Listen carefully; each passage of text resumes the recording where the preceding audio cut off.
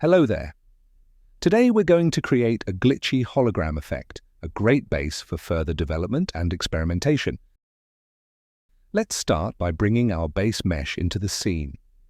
In my case, I'm using a hippo model. Next, let's create a TyFlow object and spawn some particles.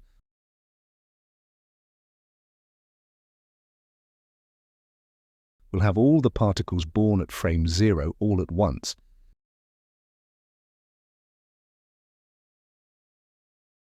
Now add a position object operator to define where the particles should appear. Select the base mesh as the source. And for now, you can hide that mesh. Let's move on to animation. Add a speed operator to give particles motion. For a more cinematic look, set the direction to random horizontal. The magnitude value controls how fast the particles move away from their original positions. To get more artistic control, use a value operator. Change the type to noise and experiment with the settings until you get a nice, organic movement. Make sure the operator is continuous. Otherwise, particles will only get a single impulse at frame 0 and keep moving without updating.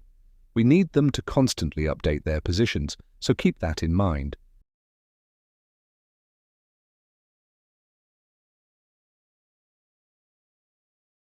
Now, it's time for look development.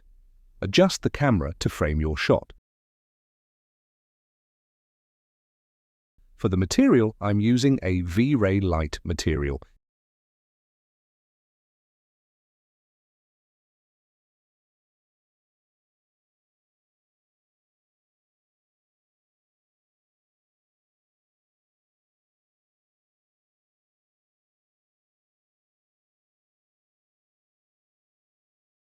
If you render now, you won't see anything yet, because the particles don't have a shape. Let's fix that. Add a shape operator and use 2 D circles. That'll work perfectly.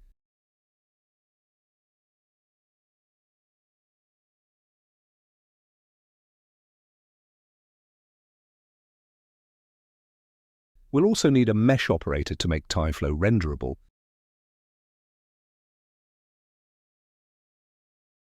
Finally, adjust the scale of the shapes until it feels right.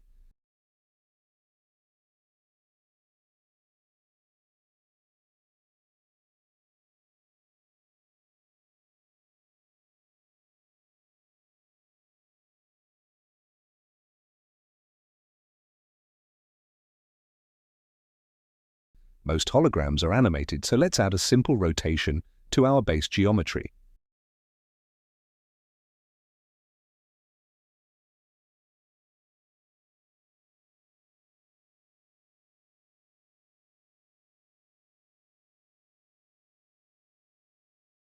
You'll notice the motion isn't inherited by the particles.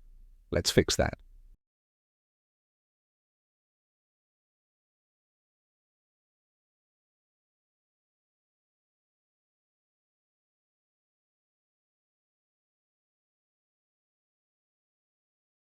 And that's it.